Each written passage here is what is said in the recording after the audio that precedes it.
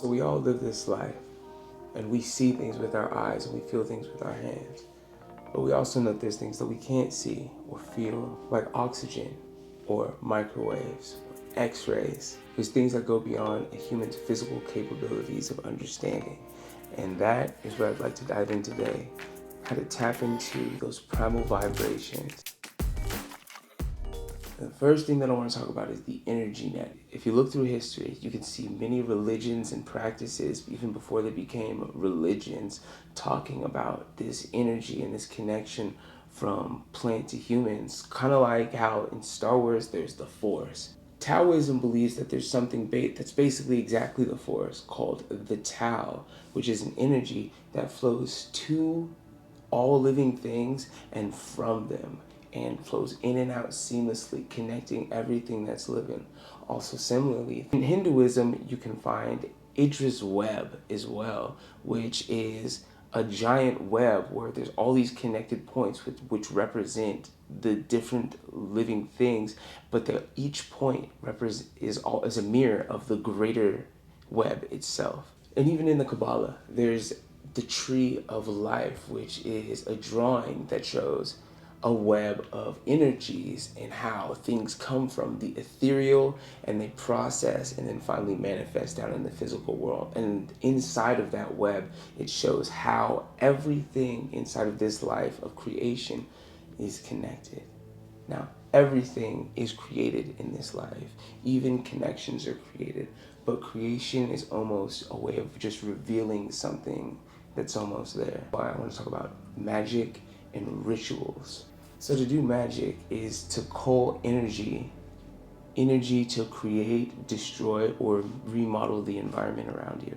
In traditional ritual magic that you see in traditional African rituals or Mesopotamic rituals or even in European rituals, there are two things that people use and tie together to begin a ritual or the casting of the spell.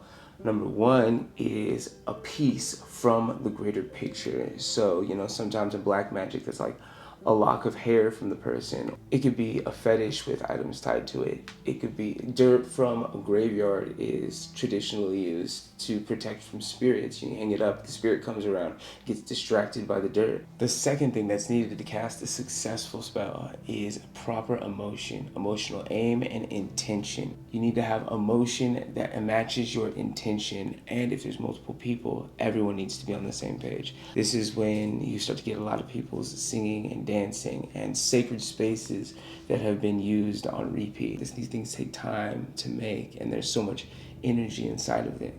Inside of all of this is where we start to get into the areas of white and black magic, bringing energy into the manifested world to heal someone or to hurt somebody. We can move things around through this unseen web, but also we can move ourselves around through it, and that's when we get into the ideas of manifestation. Manifestation is the practice of bringing a foreign idea into your physical manifestation. There's a book that was popular, and it's been pretty popular, called The Secret, that talks about manifestation, and they have a way of accomplishing it. And it basically looks like this. You ask the universe, then you believe that it's possible, and then you put yourself in the space to claim the things that you're asking for. You're making yourself open to the universe to receive something specific. And by doing so, you make that thing visible to yourself. In the Americas, it's also been historically common for shamans and other spiritual people to use hallucinogenics to tap into their inner angel, to receive visions of the future, and to connect for spiritual growth. The whole idea of it is that you are trying to raise or move your own frequency to match the frequency of the thing that you want to achieve or receive. I like to call manifestation, or refer to it as gray magic, because it's kind of selfish in that respect, but it's benefiting to yourself. And the thing that you have to sacrifice and that is used is your own flesh and blood. So you give up maybe pieces of your life to make space for newer pieces of your life, because you can't have everything at once. We've created this subsection of nature that we call humanity.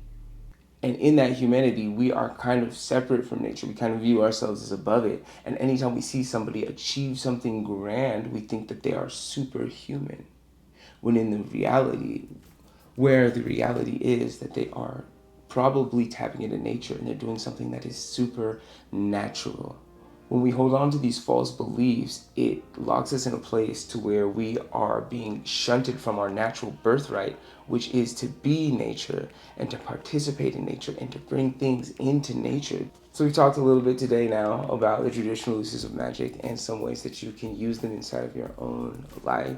And honestly, anybody who's seen this video, I expect you by the end of the week to be casting some rudimentary level spellcraft. So like this video, subscribe for more, and make sure to leave a comment if you want to learn anything else about the history of magic, or you think I should make a video teaching things about more complex spellcraft. But until then, Yanteros.